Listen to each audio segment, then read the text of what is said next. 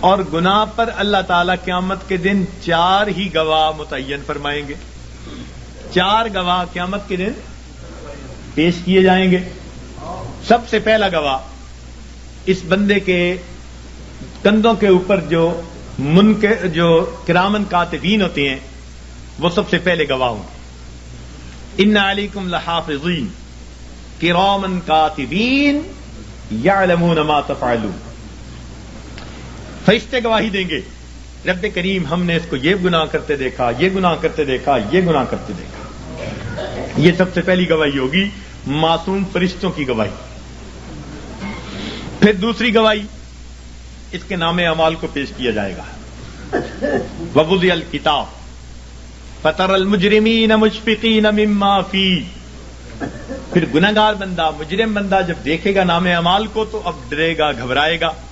کیا کہیں گے؟ وَيَقُولُونَ يَا وَيْلَتَنَا مَا لِهَٰذَا الْكِتَابِ. ہائے ہماری کم بختی، یہ کیسی کتاب ہے. لا يغادر صغیرة ولا کبیرة الا احصاها ووجدوا ما عملوا حاضرا ولا يظلم ربك احد. جو کیا ہوگا اپنے سامنے حاضر پائے. تیرا رب کسی پر ظلم زیادتی نہیں کرے گا. تو یہ دوسری گواہی ہوگی. اور تیسری گواہی اللہ تعالیٰ زمین سے لیں گے.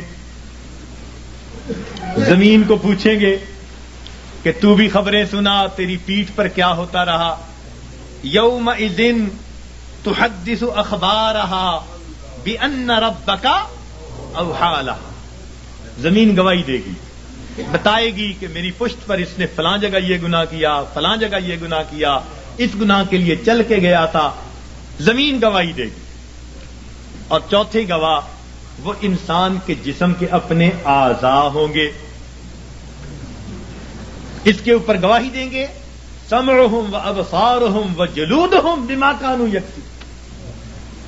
اس کی آنکھیں، اس کی زبان، اس کے کان، یہ سب اس کی گواہی دیں گے.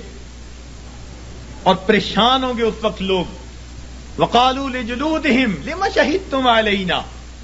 اس وقت اپنے اعضاء کو یہ کہیں گے کہ تم نے کیوں گواہی دی؟ اور تمہاری لذتوں کی خاطر ہی تو ہم گناہ کرتے تھے، تم نے کیوں گواہی دی؟ قالوا انطقنا اللہ الذی انطق کل شیء. وہ اعضاء کہیں گے ہمیں اللہ نے گویائی دی جس نے ہر چیز کو گویا کیا، اس لیے جو بیتا ہم تو اس کی پوری رپورٹ اپنے رب کو پہنچائیں گے. اللہ تعالیٰ فرماتے ہیں وما کنتم تستترون، کہ تم تو پردہ ہی نہیں کرتے تھے اپنے ان اعضاء سے کہ یہ قیامت کے دن گواہ بننے والے ہیں. تو کوئی آدمی اپنے اعضاء سے پردہ کر سکتا ہے گناہ کرتے ہوئے؟ انہی سے تو کرنا ہوتا ہے.